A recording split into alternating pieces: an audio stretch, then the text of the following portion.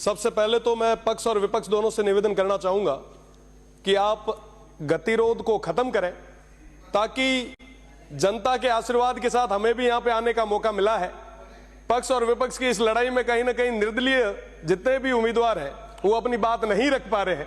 मुझे दुख इस चीज का भी है क्योंकि आज एक जो पर्ची थी, आज पर्ची निकली भी थी, जोजरी नदी जैसा एक प्रकरण था, वो चला गया। कई सारी पर्चियां हैं। तो मैं निवेदन करना चाहूंगा कि ऐसे गतिरोध तोड़ें। साथ ही साथ मैं प्रदेश की सरकार को बहुत बहुत धन्यवाद दूंगा कि उन्होंने अगासड़ी गंगापुरा में 2 नए जीएसएस हमें दिए, राजडाल की एक रोड दी, 15 करोड़ रुपए जो मरुस्थलीय इलाकों की रोडों के लिए दिए हैं, उसके लिए भी मैं धन्यवाद देता हूं।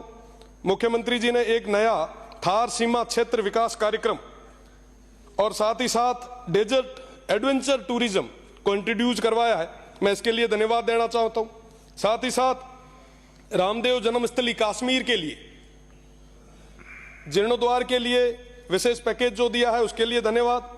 साथ ही साथ कई सारी और भी चीजें हैं, उन तमाम चीजों के लिए मैं बहुत बहुत धन्यवाद देना चाहता हूं। पर कई सारी चीजें आज भी छूट रही है, जिसमें एक बहुत बड़ी मांग जो पश्चिमी राजस्थान की रही है। बाकासर के अंदर एक ड्राई पोर्ट बनना था, चोटन से आने वाले हमारे सदस्य भी यही हैं, काफी लंबे समय से ये भी मांग कर रहे हैं। अगर वो ड्राई पोर्ट बनता है तो उस क्षेत्र की जनता को और वहां के युवाओं को कई सारे नए रोजगार के अवसर मिल सकते हैं। तो मेरा निवेदन कि इस बारे में सोचा जाए। साथ ही साथ ईआरसीपी के तर्ज पर डब्ल्यूआरसीपी की मांग काफी लंबे समय से चली आ रही है। वेस्टर्न राजस्थान के तमाम जो भी माननीय सदस्य यहां पे आ रहे हैं, उन्होंने सभी ने, चाहे पक्ष के हो चाहे विपक्ष के हो, सभी ने ये मांग रखी ताकि वो वेस्टर्न राजस्थान हरा भरा हो सके। साथ ही साथ पानी, बिजली, शिक्षा, चिकित्सा, सड़क और तमाम चीजें जिनके बारे में कई कई चीजें आई भी है। पर माननीय सभापति महोदय, वेस्टर्न राजस्थान बहुत बड़ा क्षेत्र है। मुझे लगता है जो चीजें, जो घोषणाएं होनी चाहिए थी, पूरे तरीके से अभी तक नहीं हो पाई। पानी हमारी बहुत बड़ी समस्या है। आने वाले गर्मियों के दिनों में पानी की स्थिति और खराब होती जाएगी। मेरा निवेदन है, क्योंकि यहां पे माननीय मंत्री जी भी विराज रहे हैं, निवेदन है कि 10 हैंडपंप और 5 ट्यूबवेल से लगभग 610 गांवों में पानी पहुंचाना तकरीबन असंभव है। मेरा निवेदन आपसे कि वेस्टर्न राजस्थान के लिए, उस थार के लिए एक विशेष योजना आप सब बनाएं। साथ ही साथ बिजली की अगर मैं बात करूं तो वर्तमान स्थिति भी बिजली के क्षेत्र में काफी उतार चढ़ाव वाली चल रही है। आज भी उन किसानों को बिजली पूरे तरीके से नहीं मिल पा रही है।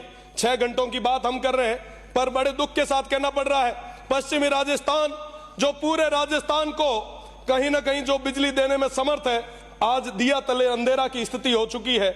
हमारे उन किसान भाइयों को पूरे तरीके से बिजली नहीं मिल रही।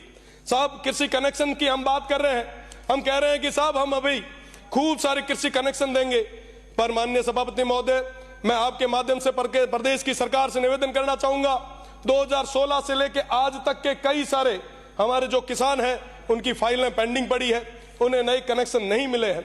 ये बहुत बड़ी एक चिंता की बात है। मेरा निवेदन प्रदेश की सरकार से कि उन किसानों के हित में सोचते हुए उन्हें आप कनेक्शन दें। साथ ही साथ मैं बात करूं चिकित्सा की, तो चिकित्सा के मामले में उस क्षेत्र में एक जिला अस्पताल गडरा रोड में और सिव में होना चाहिए। मैं उसके लिए आपसे निवेदन करना चाहूंगा कि आप एक बहुत बड़ी ये सौगात दें, क्योंकि पश्चिमी राजस्थान में एक क्षेत्र से दूसरे क्षेत्र या एक गांव से दूसरा गांव तकरीबन 20 से 30 किलोमीटर दूर है, और ऐसी स्थिति में चिकित्सा व्यवस्था को मजबूत करने के लिए इस चीज की बहुत ज्यादा जरूरत है।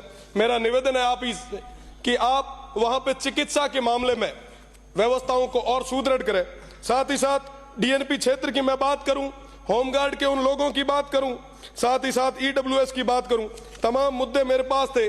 पर माननीय सभापति महोदय, मेरा निवेदन कि इन सब चीजों के लिए हमें, जो हमारे सदस्य हैं जो इंडिपेंडेंट है, उनका भी समय आप थोड़ा हमें दें, क्योंकि डीएनपी हमारी अपने आप में बहुत बड़ी समस्या है। डीएनपी के अंदर लगभग 118 गांव आते हैं। इस डिजिटल युग में भी वहां पे अभी तक नेटवर्क, वहां पे अभी तक पानी, बिजली और तमाम जो मूलभूत सुविधा है वो नहीं मिल पाई है। साहब, मेरा निवेदन कि डीएनपी की एक बार यात्रा हमारे माननीय मंत्रीगण करे, वहां की स्थितियां देखे, वाकई आपको लगेगा कि साहब ये बहुत पीछे है। माननीय सभापति महोदय, मेरा निवेदन है आपसे कि हमारे बॉर्डर होमगार्ड में और विशेषकर पश्चिमी राजस्थान के कई सारे लोग जो लगे हैं, उनको लंबे समय से विराम भत्ता नहीं मिल पा रहा। मेरा निवेदन है कि ईडब्ल्यूएस के अंदर सरलीकरण, धन्यवाद माननीय प्रदेश अध्यक्ष की महोदय, सरकार माननीय सभापति महोदय, साथ ही साथ एक मिनट माननीय सदस्य, मेरा निवेदन है कि विश्वविद्यालय के अंदर पेंशनर का एक मुद्दा था, पिछली सरकार ने उस मुद्दे को लेके हमें कई महीनों के लिए जेल भेजा था। मेरा निवेदन कि अब बहुत बड़ी और एक सुविचार रखने वाली, जनता का हित रखने वाली सरकार आई है, तो उन पेंशनर को भी समय पे आप पेंशन दें। बहुत बहुत धन्यवाद। जय